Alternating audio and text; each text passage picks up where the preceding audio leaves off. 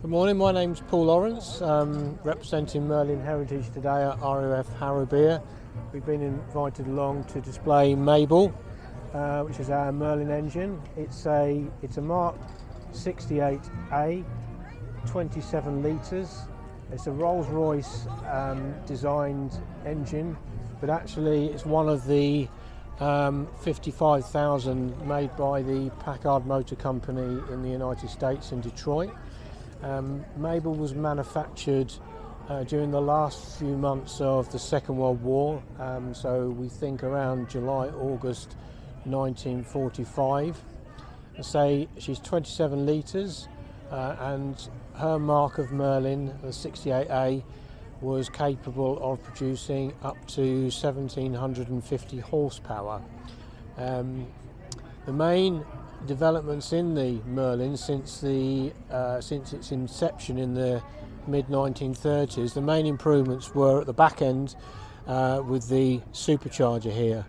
The early Merlins. What that is, please. Yeah, the supercharger enables an aircraft engine, or any engine really. It's to increase the amount of air and therefore oxygen being pushed into the engine, and for aeroplane engines in particular, that's very important, because as the plane climbs in altitude, the amount of oxygen, air oxygen that the fuel needs gets reduced as the air gets denser. So the supercharger pushes more air in so that you can you're still able to burn fuel effectively. And so the early marks of Merlins had a single stage supercharger, so it had one impeller in it, or one compressor, sort of fan blade if you like.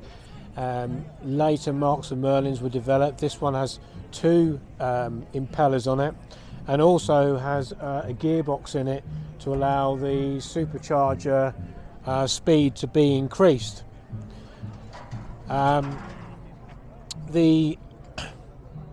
Again, most aircraft engines have a dual ignition system. So this is 12 cylinders in a V formation. So this is A bank on this side, B bank is the other side. The ignition is by a magneto. So as the engine turns this is called the wheel housing here. So there's various gears and drives, and one of them drives this magneto. And as this magneto spins, it produces a spark.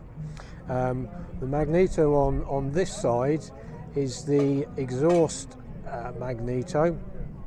Sorry, it's the intake magneto, and provides sparks to all of the spark plugs on the inside of the V. So 12 spark plugs on the inside of the V. It has a magneto the other side as well.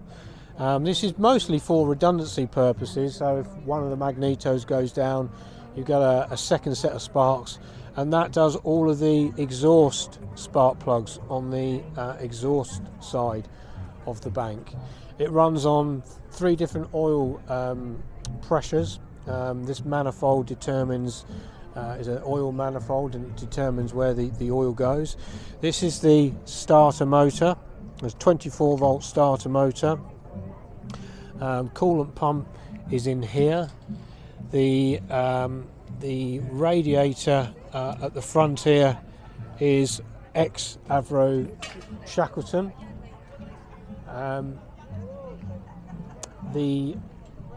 These engines are what we call dry sump engines. So the oil, although there is oil in the sump, or the lower crankcase as its technical name, that would not be enough volume to keep the oil circulated and it cool. And so what we've got is a separate oil tank. So we've got an oil tank on one side of the trailer here, and the fuel is in the tank the other side here.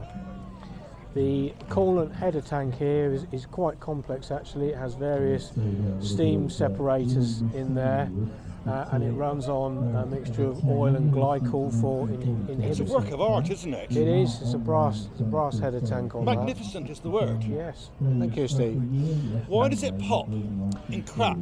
Okay, so the popping and cracking is really for show purposes, but the reason it does that is because and the way that is achieved is when the fuel is suddenly cut off, then or when the throttle is suddenly closed, it causes a fuel mixture, and that effectively ignites in the exhaust system. It doesn't do the engine any harm, and just gives a bit of wow factor, if you like.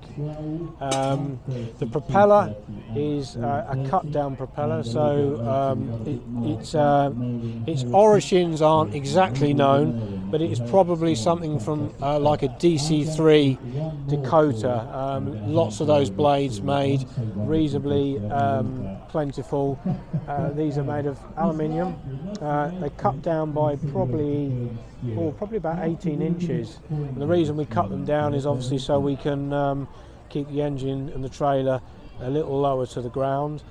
It provides some cooling onto the radiator. I think a Merlin would normally boil up in about 90 seconds if it had no cooling mechanism on it. Even on the ground, I think the Spitfires had about 4 minutes on the ground before they needed to get airborne.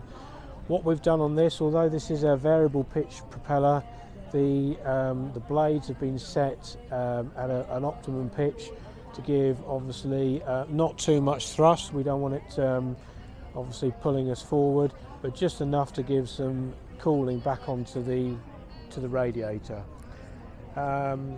What else can I tell you about this, Steve? It doesn't have, we can come around to the controls if you wanted.